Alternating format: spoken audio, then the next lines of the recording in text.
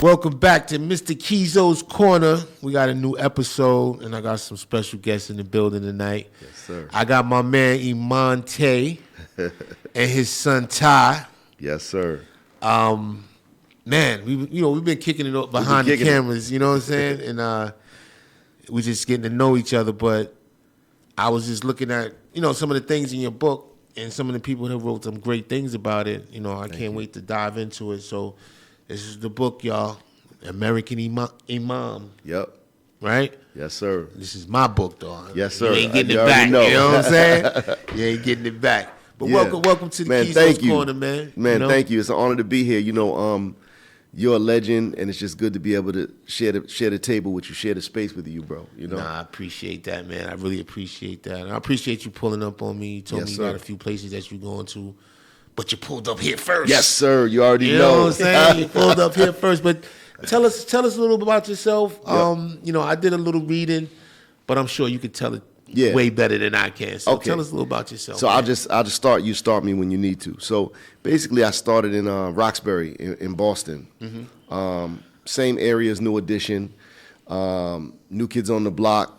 I grew up with some of them guys. Okay. So the same producer, Maurice Starr. Mm-hmm. I was in a rap group. You're talking about like 1986, 87. And he discovered me when I was doing that and put me in a singing group called Perfect Gentlemen. Right. So by 1989, we had a top 10 single on Billboard, Ooh La La on Columbia Records. Yeah, I remember that. Yeah. And so it was just a whirlwind, man. It was just a whirlwind. So we spent from like 89 to 93 on tour, on Oprah Winfrey, on the cover of Golden Grams. And, by the time I was 14, 15 years old, I had done all of this world touring, had money in the bank, and I just thought like I had an entitlement kind of attitude about it. Mm-hmm. Everything crashed and burned in 93. Mm-hmm. And I left the group, went back home, got in a little trouble, I became a teen father. This is my firstborn. Right. And basically, I was hustling for a while, and my OG basically connected me at some point with Dr. Dre. Mm-hmm. I ended up in California when Dre left Death Row, and I became a ghostwriter for him, just a short period of time. And it's funny because God started calling me during that period out there. Right. I remember we all went out, me, Dre, Chuck, his people, and we at this restaurant called George's. And they all ordered their drinks, Long Island iced tea. And I mean, we drink back home, Alizé, whatever. We were drinkers. We were drinkers. Right. Back then. You talking about 97, 98. Mm-hmm. But when it got around to take my order, for some reason I just said, I don't drink. And it made everybody uncomfortable, And that wasn't my intention, but it just came out. Mm-hmm. Chuck had to go back. He was back in Atlanta, so he left me in California. So me and Dre's kicking it, going to all the clubs, and I just started to feel uneasy. I was writing a song for him called King Midas at the time. Right. And I went in the studio, man. Look, the way I got put on is Chuck called me from Vegas with Dre on the phone. And he said, yo, spit something. And I spit a verse dissing Tupac. Mm-hmm. Because, that was the thing back then. Even though Tupac is, the greatest rapper of all time, to me, I was trying to get on. Right. So I spit this rap for him. He called me right out to California. But while I'm out there, I'm writing this song, King Midas, like I writer's block. I get in the studio, I just crash and burn. Mm-hmm. Dre send me home. Right. Like 2 weeks later, he just left me in the hotel. The secretary called me a couple weeks later and just sent me home. So I come back home, trying to find my way basically here and there. And a friend of mine who had gotten 13 years in prison for home invasion, he had discovered Islam in prison. He had been Muslim, but he had rediscovered it in prison. His name was Apple. And basically started calling me from prison, telling me about this religion, and I had known about it as a child, but I was like, I'm not trying to hear that, So like 7 years into his bid, I was in an internal crisis. I was fighting for custody for him, going through a lot of emotional, mental turmoil, just tired of running around. Right. you know, and tired of putting on a facade, trying to be somebody I wasn't. And so I said, look, man, I had it one night, you know, I was getting high with my man in the car. The police came, told us to move to another part of the neighborhood, closer to my house. We go to my street, park, and like my whole life just flashed before me, you know, and I said, man, what am I becoming? You know, here I am, you know, everybody who had hopes and dreams in me, I'm letting everybody down. I got a son. And basically that night, I fell into my mother's arms, you know, begging her to forgive me, begging God to forgive me, had a conversion. I'm going to tell you something, Keeyzo. Overnight, God transformed me. Yes. Overnight, I woke up somebody different, brother. Right. So when I woke up, I ended up calling some of my people who I knew. My guy Daryl, who was he got saved. He was a Protestant. He was a Christian. Mean kid, just a mean kid. You know, not really a street guy, but just a real mean kid, fighter. But when he became Christian, he was like the nicest, softest, beautiful person. You want to see his smile just light up a room. I said, I want some of that. You know, so I called him. I said, you gotta take me to church with you. So we go there, and I'm watching him play his instrument. They playing the drums and the keyboard, and I'm watching, and it's beautiful, but I wasn't moved. The following Sunday, I had an older gentleman that I knew take me to church, another church, and they're saying, everybody get up, you know, it's time to get saved. Whoever wants to get saved, come to the front. I wanted to, but I couldn't move. So I was just feeling a little like discouraged. You know, I was just home in my room like, I need to find God. And then Apple calls me from prison. He said, I'm telling you, go to the mosque. Here it is, the address, this, and the other. So I go to the mosque, and I end up going in the prayer space, and I see like a couple Africans, a couple people from the Balkan Peninsula, which would be like white people, a couple Indians, cab drivers, and people in doctor scrubs. And that hit me differently. You know what I mean? It felt like, man, like, this is, if Dr. King had a dream, it's right here in this mosque. You have all these different people worshiping God from different classes, different demographics, different races. And then I remember that two guys had holes in their socks. And I had just come from church where, and no disrespect to church, because the social gospel actually saved my life as a child. So, you know, those people who have been praying over me, and, you know, so this is no disrespect to our Christian brothers and sisters, but for me, in my narrative, I had gotten dressed up for church, and I remember the feeling of being like really uncomfortable and the pressure of still trying to create an image for myself. But in here, these guys was lining up for prayer with holes in their socks. So it struck my heart, you know, and that's the day I became Muslim. And then after that, I went to Saudi Arabia, studied briefly, came back and became a prison chaplain, and that's the story. Man, that's listen, God works in mysterious ways. Yes, sir. Yes, sir. You know what I'm saying? Yeah. And you never know why you wasn't comfortable. You just knew you were uncomfortable. Exactly. You know what I'm saying? Exactly. Just likewise, some people may come to the mosque and be uncomfortable. Right. Right? And go to church and say, this is where it's at. Yeah. So I think, you know, the lesson for me after years, you know, going into the prison after coming back from overseas and studying, I was really a hard, like I was kind of narrow-minded and immature. And I bought the luggage, all that baggage, that emotional trauma from running around in the streets and just being traumatized. I brought that into my religion. Man. And I was saying foul things about people and different faiths. And an old head from the prison named Lucky, he pulled me outside after the class and he said, like, why are you talking like that about the Pope? Why are you saying that about Dr. King? Like I was off the chain. Yeah. He said, you don't have to do that. You're a light when you come in here to us. We locked up. We look to you for light. Stop trying to be so negative. Right. And a light came on. You know, this is almost 20 years ago.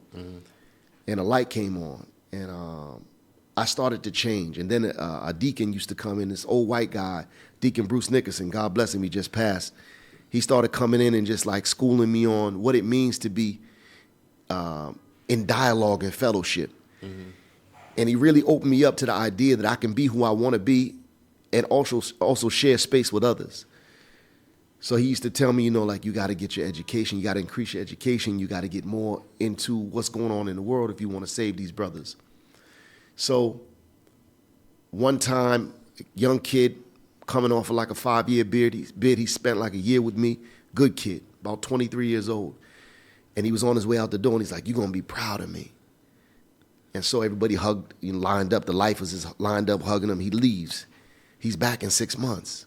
And when he comes back, I was mad at him. I seen him across the hall. I looked at him. I go in the office. He comes in the office. We shut the door. He crumbles in my arms, crying. I couldn't. I tried. I tried to make you proud. I couldn't do it. It was too hard. I couldn't even get a Charlie card. A Charlie card in Boston is like how you get public transportation. Right. I didn't even have a Charlie card. He's like, I was homeless. My Corey, nobody would hire me. He was sleeping under the freeway, so he went and stole a car, drove around, running red lights. He said, because I need a place to stay and something to eat, so I had to come back here in prison. Yeah, I've heard that a million times, right? Yeah. That's when I decided, bro, that my work was outside of prison. And so I left prison.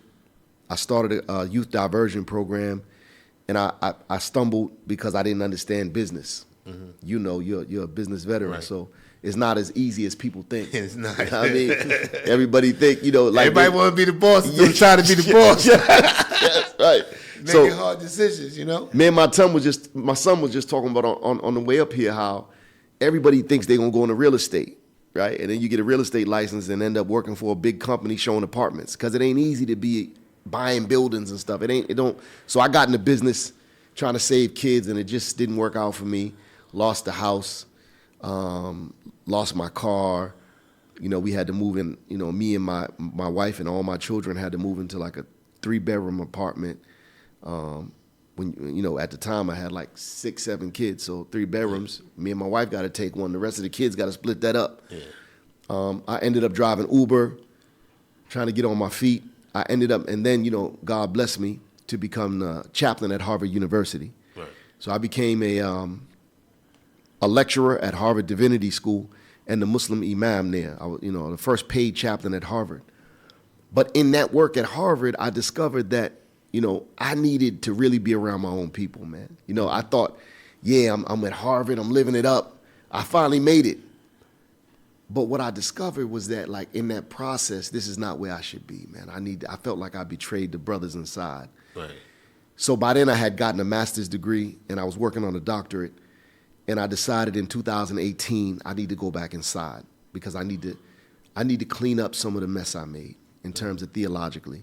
So I went back in there, man, in 2018 and basically began to do social emotional work. Not so much about God says this and follow these rules, right? Because that's easy for prisoners. Like, okay, these are the rules, and if you don't follow these rules, we're going to get at you. But what I started doing was saying, like, let's talk about dark mentors. Like, who was the first person in your life you looked up to that started leading you down the wrong path? Let's talk about that and how they hurt you. Man, that's deep. I ain't never heard that one before. Yeah. Dark mentors. Dark mentors, and we all got them. Yeah, and but I've never. When you said it, I was like, as soon as it came out your mouth, you was like, dark. I'm like, damn, dark. And then when you explained it, I'm like, oh. Yeah. And so, like, I said, look, here's mine, and I start talking about how these people who love on you, but they do bad things. And, brothers started opening up. Yeah, mine was this, and he's the first one that, had me sniffing coke at 13 years old or had me going out shooting at dudes at 15. So we started to open up around those ideas. And then we started talking about the legacy self, right? The legacy self is that self down the family lineage, right? Let's not talk about you. Let's talk about your grandmother, her mother, her mother. What was they doing? And I had them go get on the phone and interview their parents and their grandparents and aunties. How far back can you go in your family lineage? Listen, my grandmother wouldn't let me go back that far. I used to ask questions and she'd be like, none of your business. Yeah. And I'm like, Grandma, I want to know.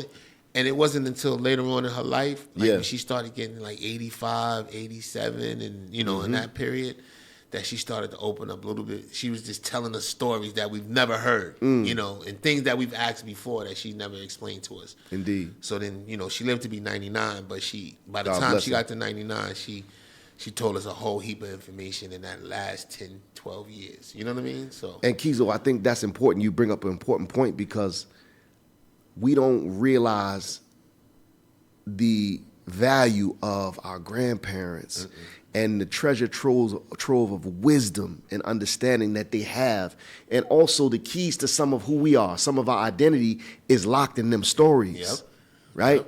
There might have been someone in your line that was making clothes. We don't know. You know, 4 generations down the line, we don't know what they was doing. Or somebody in your lineage who was doing something else, leading people.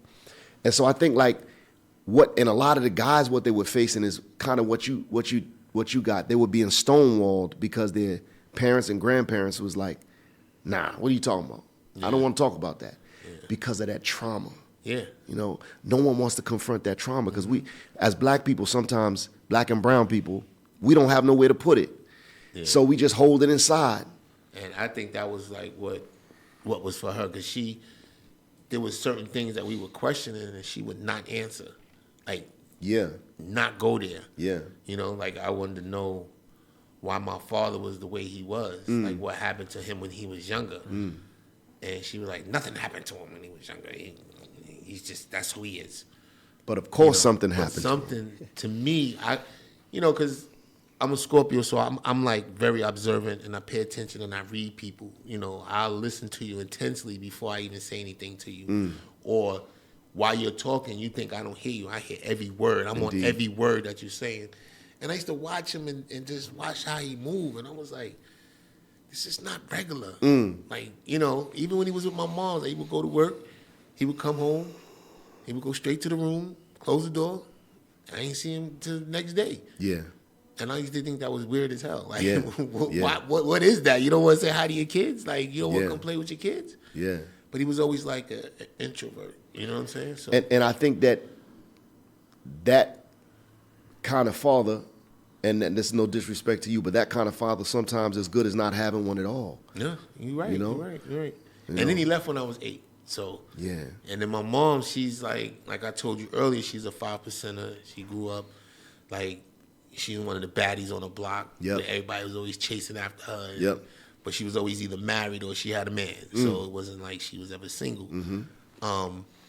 But she instilled so much, like I told you the story when I was talking about the suicide thing. Yeah. Like she instilled so much in me that she's my piece. Now I probably needed to go to a therapist, really, to sit down. Right.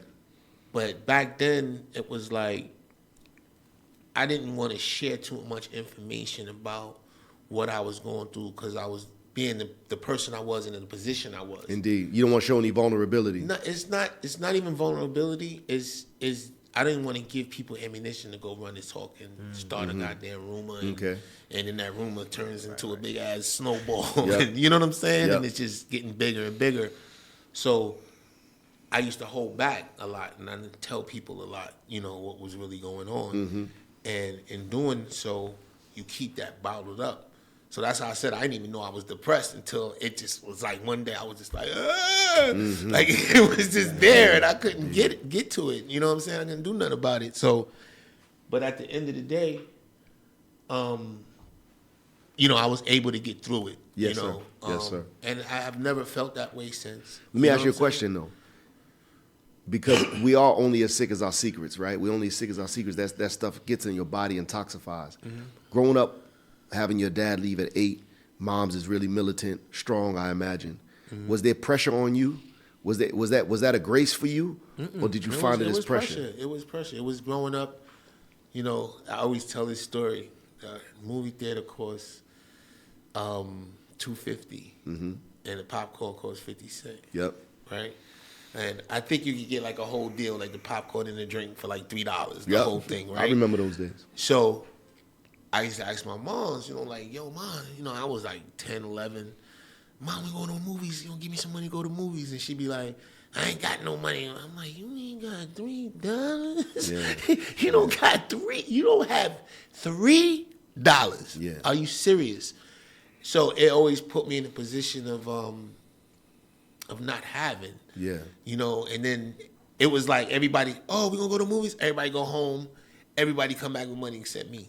That's tough. So then my boy, my best friend till this day, would always, like, he'll go home and get, his mom would give him $50. You know what I'm saying? Like, go to the movies. She give him $50, and he'd be like, Keith, I got you. I got you. Every time, I got you. Till it got to a point where it was like it was building up anger within me.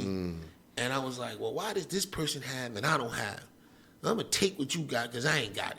And then that's when I started robbing and stealing and just getting into trouble and, you know what I'm saying? And then getting into, like, the night of my accident when I told you I was 17, I stole a car from somebody who stole a car. You know what I mean? And crashed the car and bust my face open, nearly died. Right. In order for me to get my life together. Yeah. You know what I'm saying? So. Well, let me ask you a question. I wanted to go back to when you said something about OG. That's what I miss the most now. You know, you still got them, but a lot of people kind of either that or they was that. You know what I'm saying? And some people kind of let it go, but then you still got those ones out there that keep pushing because the OGs used to be the ones that get your ass off the corner. Facts. You know what I'm saying? Oh, you ain't go to school? I'm telling your moms. Like, facts.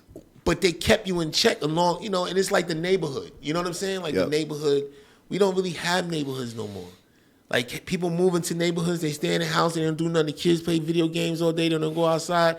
So they don't get to know nobody in the neighborhood, so they're not raising each other, and they're not raising each other's kids or anything. So, great point. You know, it's a difference now. Like, I had so many OGs around me that it was like they covered me. You know what I'm saying? Like, if I got in trouble, anybody mess with me, they was there. They, you know, or don't mess with little man, that's my, you know. That's right. But now it's like. Dudes brag, I ain't got no big homie. You bragging? Yeah. No. Who's leading you wrong? Someone's leading you wrong if you bragging that you don't have a big homie. Yeah. People always say mentors today, though. Yeah. They say, oh, I got a mentor, this, that, and other. But that mentor can only go so far. Mentors aren't necessary. And I think black men need mentors, even in our age. Yeah, no. But I think when your boots on the ground in the neighborhood, you need an OG. The reason being is, or big homie, you know, the reason being is because of some of what you pointed to is that there's a way to survive that can't be taught from books, right? And a lot of people will look at OGs from the outside and get into a moral monologue about, oh, you're exploiting these young kids. No, usually the big homie has also been victimized by the system. Right. And they're trying to show these young kids, this is how you survive. This is how you navigate, right? I don't want to see you go through what I went through. And unfortunately, the only tools we have is a pack. Right now, that's changing now because we can make money off these phones. But back then, the only tools the OG had to put you on was, I'm gonna show you how to move this pack. Right. And so, yes, there's a moral ambiguity there. Yes, okay. We're not saying that it's right, but what we're saying is that as black and brown people, we know how to survive by any means necessary. So for you to not look at the system and instead you're gonna look at the big homie in the neighborhood and blame him, that's wrong thinking, right? And so I think you're right in that we got to bring that back. We got to figure it out. I don't know if it can come back, but that whole hierarchy is so important because that's where the structure comes. You know, and my big homie used to tell me, he used to say, listen, man, when you use the restroom, this is how you wash your hands. This is, you know, don't use when you're in the tub and you're in the bath, don't urinate in the tub because people got to put their feet in the tub. He used to have little jewels, the moral jewels that my father wasn't there to teach me, right? And so from there, if someone drops a seed on you just a little bit, you're able to build on that and say, okay, this is I see him filing his nails, and he wasn't nobody to play with at the same time. But he also had a way to do things. And he also taught me the reason why, you know, when I was outside having a son at, 19 years old, the reason why he's still with me today is because I seen my OG always with his daughters, right? I see him pick them up and we'll put him in the car seat and go to his house and he'll say, look, I'm gonna put him in the tub. You go put these frozen fish patties in the oven and we're gonna feed him when we get out. So I watched him raise his daughters. And that taught me that if you want to be authentic, you can be a tough guy if you want, if that's your thing, but you got to take care of your own. So there was no option for me to just run around and not taking care of my son at the time. I had to get to it. So I think that all of those things play into, what makes a man moral, even if he comes from a background that is not so well put together for him. You got to have those role models. But how did you become, like, how did you get back into prisons? Like, what avenues did you take to say, okay, this is what I need to do. I need to get back here. How do I do this? Was it something that you had connections with, or was it something that you just like, you know what, I got to figure out a way how to get back in these prisons and teach these kids? Yeah, so this is the second time you're talking about, the second time. Mm-hmm. Yeah, that's the thing is, as you know, Keeyzo, when God wants something for you, the door just open. Right. I made my intention, I got to go back into prison. Mm-hmm. And even the first time, I said, look, I want to help people. And then an opportunity opened up the first time for me to volunteer. So I was just volunteering, going for free. Right. And then a position opened up. Later on, when I felt like I wanted to go back and correct some of the wrongs, I made my intention. Right. And, you know, I asked God, I said, look, if this is for me and you want me to go back and open up a door for me. And I called them because, you know, my old boss and all administrators, they're still the same people. Right. It had only been, at that time, I had been gone for maybe 6 years. Mm-hmm. I left in 2012. I went back in 2018. So 6 years I was gone. So I called back, and a white guy named Chris, and believe it or not, Keeyzo, when he heard it was me, he said, Tay, we've been waiting for you to call. He said, man, we got a position we need to fill. So I knew it was for me. Yeah. You know what I mean? And so when I went back in, you know, the first time I went in, I thought it was like about me.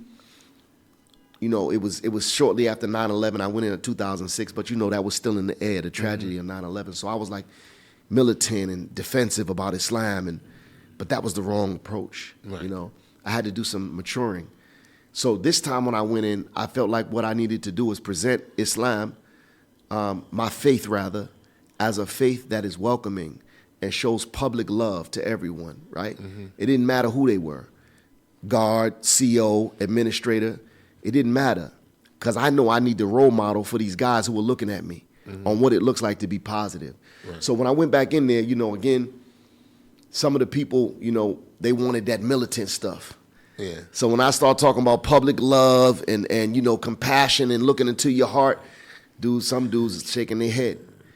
But, you know, at the same time, you know, they ain't ready for that. What this man talking about, man? I ain't coming here to hear this, exactly. Yeah. But, again, the leaders there, the guys who were known for putting in work back in the day and really, you know, being solid in that particular genre, they were the ones who were the first ones lined up to say, I want to change. Mm-hmm. And this feels like something that can change my heart. And once that was modeled for the other ones, they got in line. Yeah. You know, for me, and you know, with the accent and everything, my mother used to always be like, you're going to be dead or in jail by the time you're 21. Mm. She was telling me this since I was like 13. Mm. So I was like, yo, what's wrong with you? Like, why do you keep telling me this? Like, you're irritated right now. Like, why are you wishing that on your son? Yeah. And she said, I'm not wishing it on you. This is just what I see, you know, and you're running with the wrong crowd. You're doing the wrong things. You're robbing, you're stealing. I look out my back window. You got a motorcycle in the backyard, motorcycle bigger than you. Like, what are you doing out here in these streets? And so when I was in that car accident, and the doctor, I didn't go straight to the hospital, right? Because I didn't want to go to jail. Yeah, because you stole the car. Yeah, I bust my head open. I was leaking. And my best friend's sister plucked all the glass, what I thought was all the glass out of my head, but I was having glass coming out my head for the next 20 years after that. You know what I mean? But it was crazy. So I didn't go to the hospital. I went downstairs. They cleaned me up. I sat there. I said, yo, I'm feeling tired. Yeah. I want to lay down. But watch me. If something happens, just, you know, call the ambulance. Lay down. Woke up about 6 o'clock in the morning. I went to sleep about 2. Woke up about 6. As soon as I sat up, blood just ran down my face. Now, it was bleeding internally. I didn't know it was bleeding internally. Could have died in your sleep. So, I just thought it was I just cut my face, but I cut a blood vessel. So now, I felt it running down my face, but it was nothing there. You know what I'm saying? So when I get I get back home, tell my mother this crazy story about how somebody tried to rob me. She hit me with the BS. Yeah. You know, I ain't trying to hear that. You know, what happened? So I told her exactly what happened. Took me to the hospital, and the doctor said, I don't know, it's not a fresh wound here. So I don't know where you were, but how long did this happen? And I told him, like, I said, this happened about 5 hours ago. So he was like, 5 hours? So what do you, Then he was like, never mind. Right. Hey, he ordered a blood test. So he took my blood, and my blood was like crazy low. Like he was like, I don't know where you were at, but if you wouldn't have came in here, in the next hour or two, you would have just dropped dead wherever you was at. Damn. So my mother's standing in the doorway. So she hears this. So that whole, you going to be dead or in jail by you 21, she was like, I was like, yeah, mama know. That intuition. I just said, Mom, come on, please, stop. Like, stop it. So doctor left. She had a little one-on-one talk with me. She was like, what are you going to do? You going to get yourself together? You said you're going to buy me a house. How you going to buy me a house? You going to be in jail? You going to be dead? Like, when am I going to get my house? I'm tired of living over here. I want to live better. Like, so I was like, all right, Ma, I'm going to change. And at 17, I had the wherewithal to say, I ain't messing with none of y'all no more. I'm going to take you with me. I'm going to take you with me.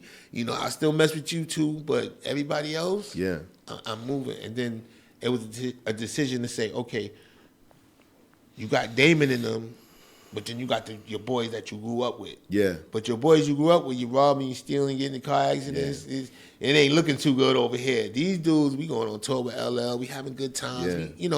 We going out of town. I'm going out of town at 15. You know what I'm saying? Like,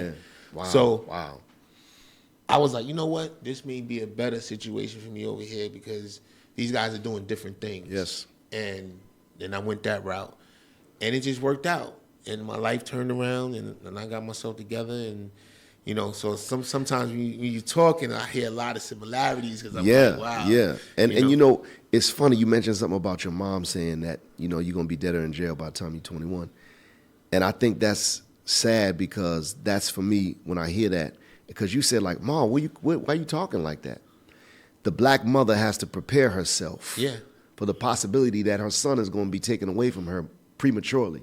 So that, even though she's selling that to you as a warning, she's also subconsciously preparing herself to have to deal with this.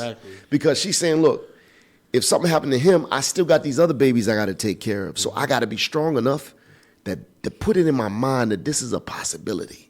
Right? And for the rest of the world, it's like, oh, man, why are you talking negative? Now I'm looking at the facts. Right?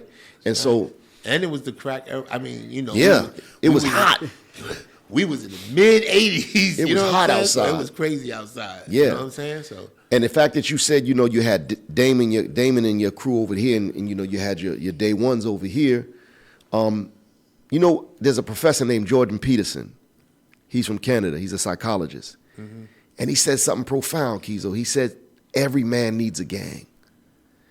He said, and then he said, you know, in kindergarten, there's always a leader of the pack that takes all the toys and people come to him for the toys. And he creates a little system. And then in middle school, and then in high school, it may be your basketball team or your varsity squad. Then in college, it's your frat brothers. He said, but hopefully, as you get older, your gang offers you more benefits than they do liabilities. Right? But he said every man needs a gang. That's why there's golf clubs, right? Mason clubs. And so I think as black men, we have to keep that in the forefront, is that we're always constantly vigilant around making a choice. Who am I going to be around? There's always that element that's dragging you to the gutter because you love these guys. But then there's always those upwardly mobile people that's saying, I got some opportunities over here for you, Keeyzo. You know, hey, Tay, come check this out. Put half on this money with me. Let's go get this building, or let's go into this business together. And I think if we can rally around the idea that, you know, it's okay. You don't have to take what they say. You don't have to take the street out the gang. You just got to take the gang out the street. You know, we can still build something with each other. But a lot of times we don't think like this. No, we don't. You know, you said something earlier that made me think about. With me, I like giving back to kids. You know, I'll talk to an entrepreneur, grown person running a business and everything, and I'll give them some jewels. But that's not my focus. My focus is showing these kids that there's somebody that looked like them, that came from where they came from. Excuse me. They came from where they came from, and that took that and was successful with their life, got on the right track. You know, because my story is real deep. So even I went to school in Brooklyn a couple of weeks ago, sitting down, just chopping it up with the kids and breaking down what I've been through. Yeah. And the kids was looking at me like, what? And you still made it to where you know what I'm saying? Yep. That's the kind of, gift that I want to give back to these kids. Because when I was coming up, I didn't see nobody. There was nobody that looked like me. Anybody that was in my school was the damn recruiters. That's it. There wasn't no celebrities. There wasn't no business people. There wasn't nothing coming through to show us, I used to live on your block. That's a fact. I'm doing this right now. All we saw was recruiters, policemen, and firemen. Facts. That's it. And that's what, to bring it back briefly to my book, is that I said in the 80s, we were coming up in an environment where there was only like 3 celebrities: Bill Cosby, Michael Jackson, Oprah Winfrey. That was it. We didn't have no after-school programs, no tech internships. We just had our minds, our imaginations. You know what I mean? And so here's what I want to say is, I think that the black community doesn't give the pioneers from the new generation enough credit, Like what y'all did, y'all had a run. Mm-hmm. And I think it's not appreciated or celebrated enough. Because look, y'all did something with no precedent.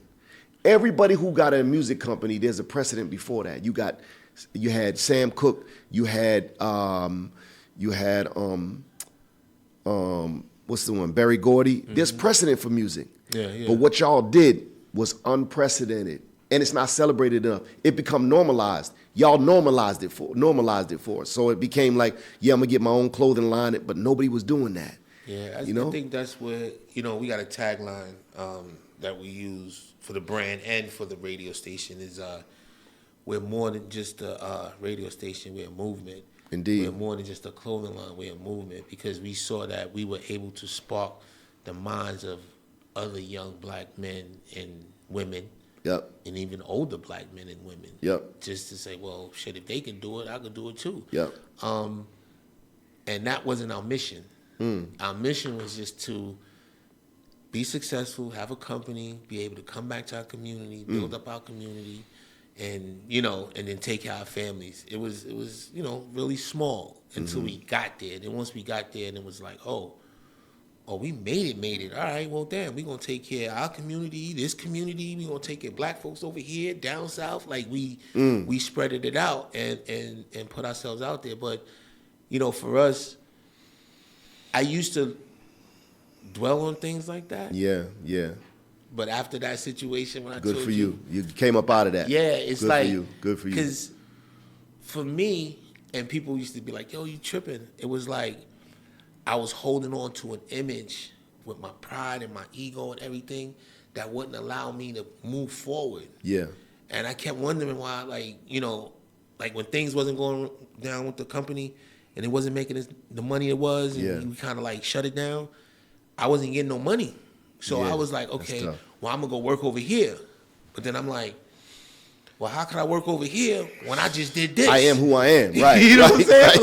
I'm like, how could I work over here? No, people gonna look at me crazy. Yeah. And I'm allowing that to stop me from making money and providing for my family. Yeah. So it just came to a point where I was like, you know what? And I don't want to always keep saying this in every damn interview, but Damon had told me one day, you'll be better if you get out your own way. And he told me this over a period of about 10 years. And I'm like, yo, what this keep telling me this shit for? You know what I'm saying? So, but one day when I was going through that, I kind of stepped back and was like, let me take a visual of what happened in the last 10 years and the way I acted, the things I did, and the way I reacted. You know what I'm saying? So I was like, oh, I could have did that better. Oh, I could have did this much better. I could have, held... talk to this guy in a different light and went a different route and not, you know what I mean? Like, so I was just kind of going over everything. And then when I finished doing that, I was like, okay, that's just my ego and my pride. Yeah. So if I let that go, then I can start over and I don't care what people think no more. You know what I'm saying? Yeah. Like, good for I you. go out with my wife. Yep. Like, I don't need a bunch of dudes running around with me. I go grab my wife.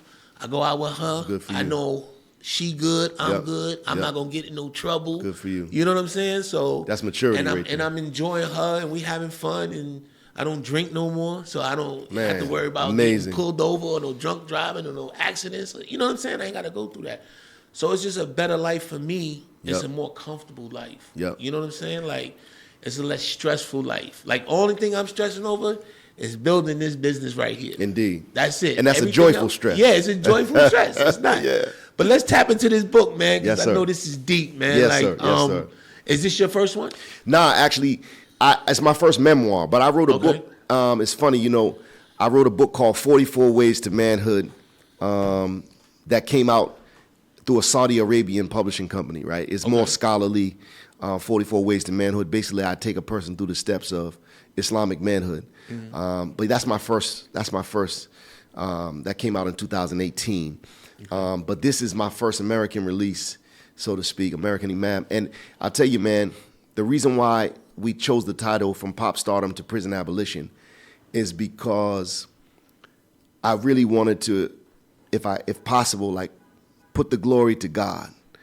And I don't mean that in a spooky way. That's to say, like, he can take anyone and do anything. Yeah. You understand me? As you know, he can take anyone and do anything. And so he took me from wearing polka dot suits, jumping around on stage, lip syncing, you know, standing in front of white people every night, you know. But he was preparing me. Because he wanted me to stand in front of 80,000 white people so I could not be shy enough when I needed to stand in front of 40 killers, 40 black men who needed to hear my message. And going in prison, I thought I was going to save souls, but what it taught me is the insidious mask of racial bureaucracy that exists in the criminal justice system. So I walked away saying, my job, I've been called not necessarily to just like tell people, you know, be a good person. Yeah, that's part of it. But it's to say, how can we tap into who you really are, your true identity, so that you can eventually, we say, Allahu yaftah al-abwab, that God opens doors. But you got to make that effort first, you know? And so you did something that we do in the prison. I tell you, you did something, Keeyzo, that's prolific. It's called muhasiba. There's a saying in Islam, hasibu anfusukum qabla an tahasabu. It means hold yourself accountable before you're held accountable. And so muhasiba means literally to sit and count and add up all your actions and your words and your interactions and say, how could I have done better? And if a man can do that and self-evaluate, he can come up out of that hellhole. And so for you to sit, evaluate, and then conclude that, yeah, I can be grateful. I know how to be grateful now. I'm going to live in a space of gratitude. You know, God says in the Quran, لَإِن شَكَرْتُمْ لَأَزِيدَنَّكُمْ. He said, if you're grateful, I will give you more. I will give you more of whatever. So in my book, I talk about how, you know, in the prison system, guys are taught to not speak to police, and you know, we don't speak to police. Right. You know, they walk by and don't speak at all. So I was teaching something called restorative Islamic theology, which is basically not only trying to restore the men's humanity, but also restore those parts of their humanity that if you're human, you got to interact with people. So I said, look, man, y'all walk by this officer every day. He's the one that allows us.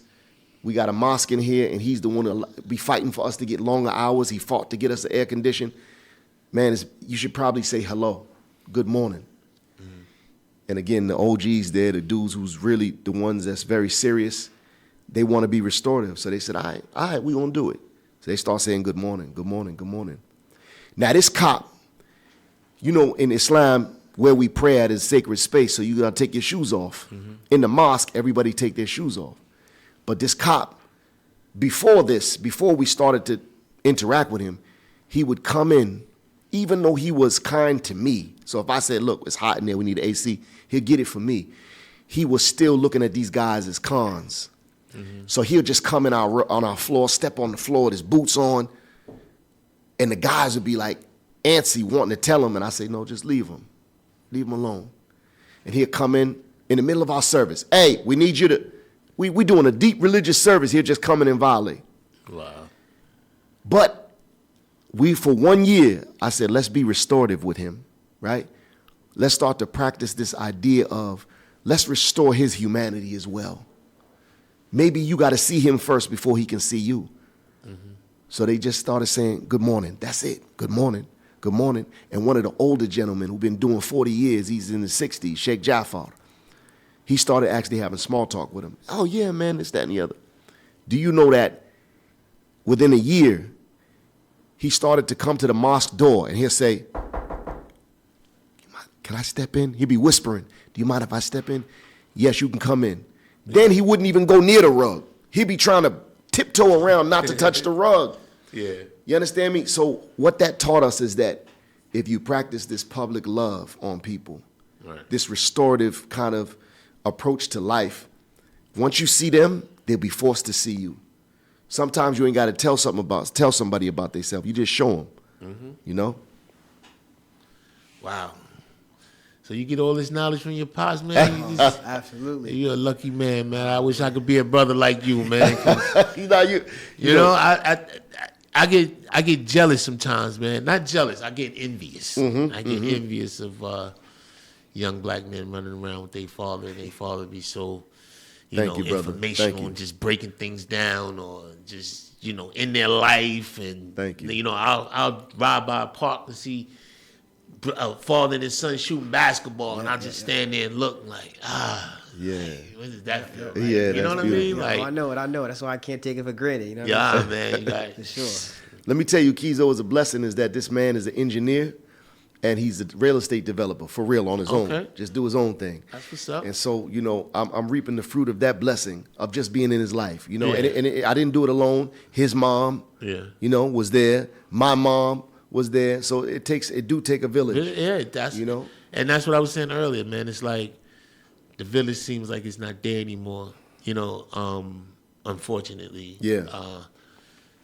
Some of that is due to the high rent. People just can't afford it, and they got to move out the hood, and so they can't stay long, and they're not growing up there. Like, I lived on the block for 17 years.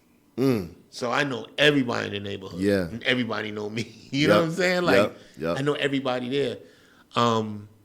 Even to this day, I go back, I still know people that are still around. But let me ask you a question. Yeah.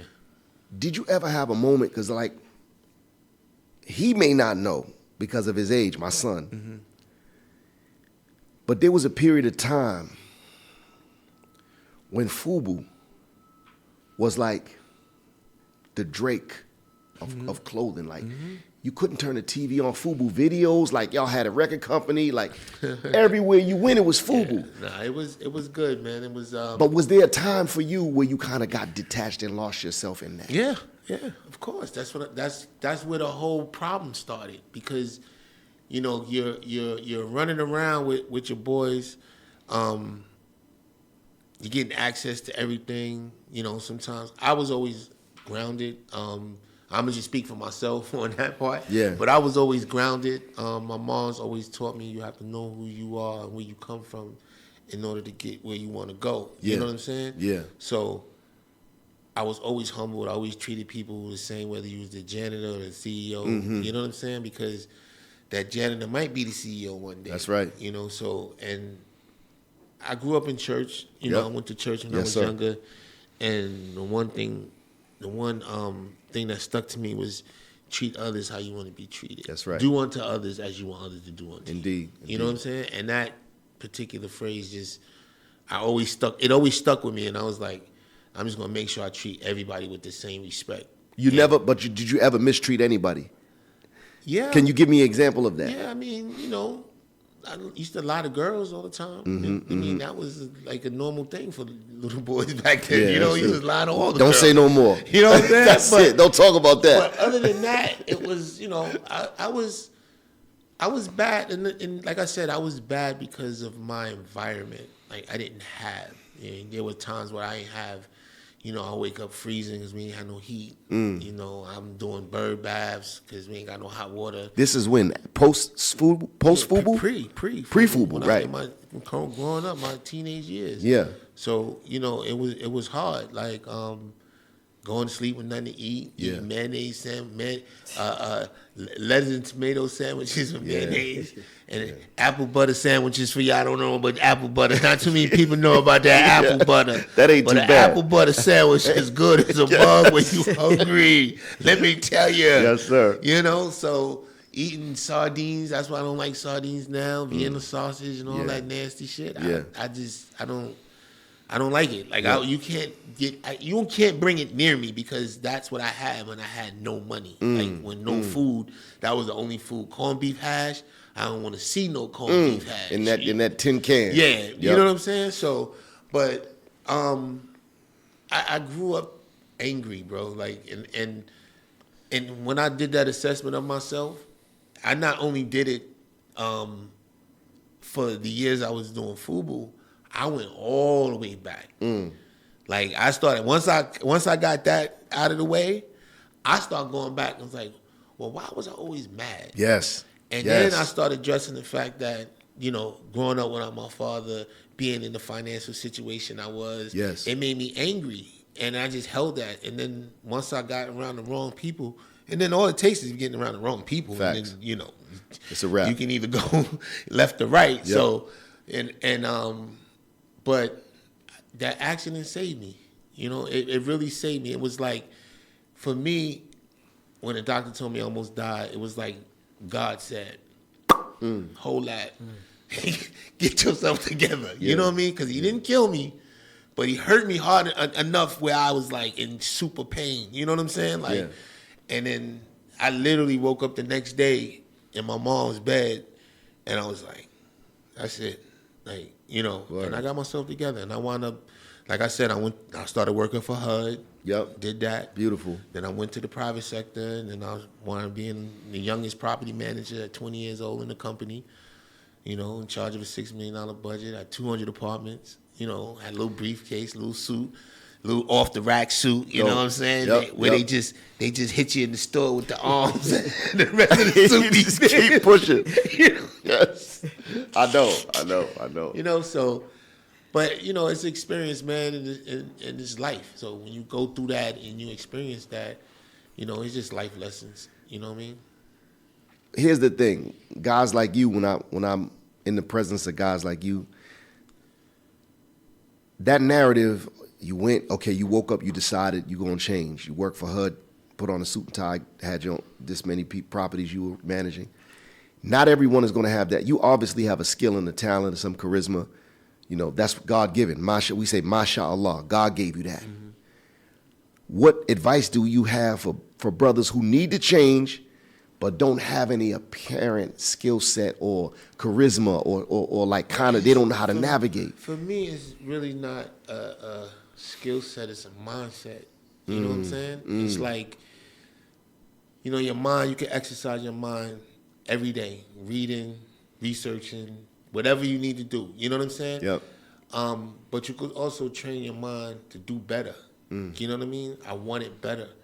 And my mom, she's always tell me, and sometimes people are like, oh, you're a mama's boy. You always talking about, no, because that was my mother and my father. That's right. So, and I'm going to give her the respect God that she bless her. deserves. You know? That's right. She used to always tell me, don't let them put that number on you.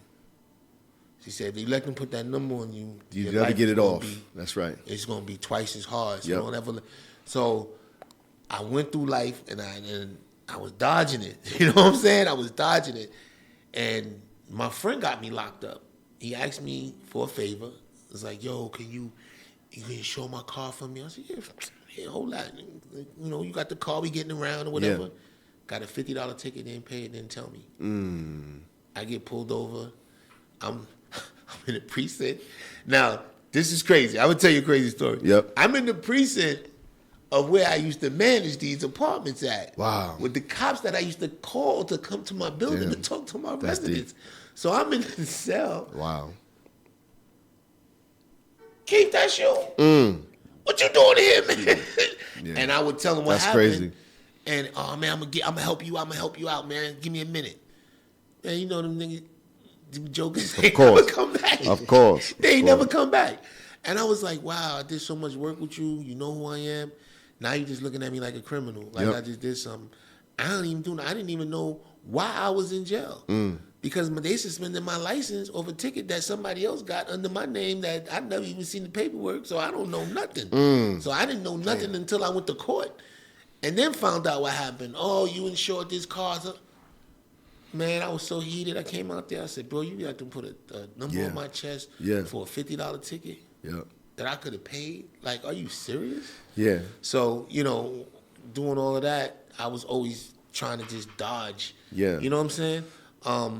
But you gotta really, I call it focus. Like just focusing, man. Like, like, and sometimes getting out of your neighborhood, getting away, going to other places, seeing other things. Yeah. Because sometimes that's all it takes. Because if you're in your neighborhood, I know cats in my neighborhood that ain't been nowhere, don't have no passport, ain't never seen nothing. I know. You know, and I would take them like, yo, man, we going to Cancun, we going here, we going to Vegas, we going, come on, I got you. Yeah. And they be out there like, oh my God, keep doing this, like a deer in the headlights.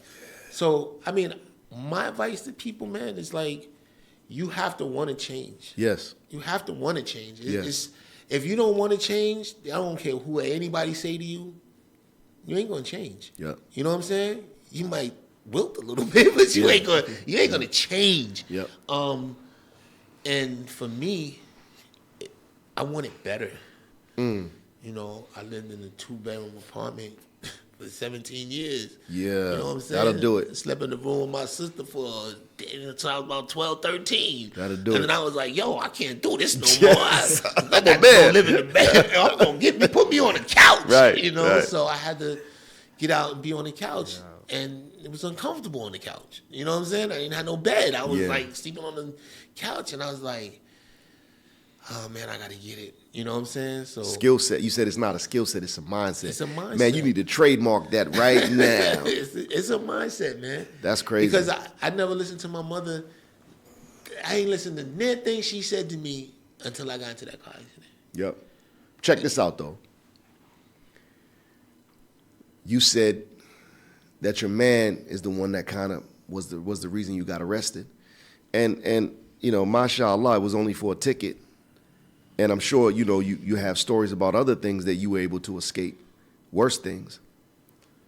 But that speaks to a larger issue about the people we hang around, the people we frequent, those circles.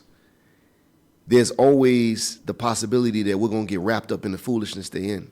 And in my book, I talk about how guys would be in my office crying, sitting on 20-year sentences for crimes they didn't do, because they were being held to the standard of not telling. I'm sitting here because of my man. And I got to sit here, Imam, they be crying. And my mom's is dying. You know, my grandmother already died while I'm here. Somebody else is raising my daughter. I want to get home. And he don't send my daughter no money. You understand me? What do you think about that? Because that's a big topic in the hood today. And I know a lot of cats that got caught up in that. Yeah. But I also know a lot of cats that live and die by that rule. Here's what I think. First of all, let me say this. I got 3 things to say. Number 1 is the streets is a fallacy. Because snitches, rapists, pedophiles that are tough guys, look, I spent 10 years in the prison, all as a chaplain, of course, but all in the units, in the cells with the guys, in the rec area, in the weightlifting area, in the baths. When you're a tough guy and you're a rapist, a snitch, or a pedophile, but you're tough, don't nobody mess with you. They gonna say, what's up, bro? Peace. So the streets is a fallacy. If you're tough, nobody wanna get beat up by a tough snitch or stabbed by a tough pedophile. So if you're tough, all of them rules fall to the wayside. That's number 1. So the streets is a fallacy. Number 2 is, I used to tell guys when I was in the prison system as a counselor, you know, as a chaplain, they say, Imam, I want to tell you something. I say, look, I stop them when they say, I want to tell you something. I say, listen, if this is anything illegal, don't tell me. Because if the police ask me, I'm telling. If you cared about me, you wouldn't even tell me nothing that I got to be on alert about. Yeah. So if it's illegal, don't tell me, because I'm a man, I'm an adult. I got stuff to lose. I got a wife and children. If you tell me something that's illegal, I'm not going to go spread it. But if they ask me, I'm a Muslim. I'm not going to lie. The third thing, what do I feel about that? I feel like if you're in an environment where your friends are living that lifestyle and you subject yourself to that, and then you're the only one that get caught, even though you wasn't in it, but you've subjected yourself to that, you can't tell. Here's why. You should have known better. You knew what they was doing. You knew what they were doing. And for your own personal integrity, you can't tell now. Yeah. Because where you gonna go after that?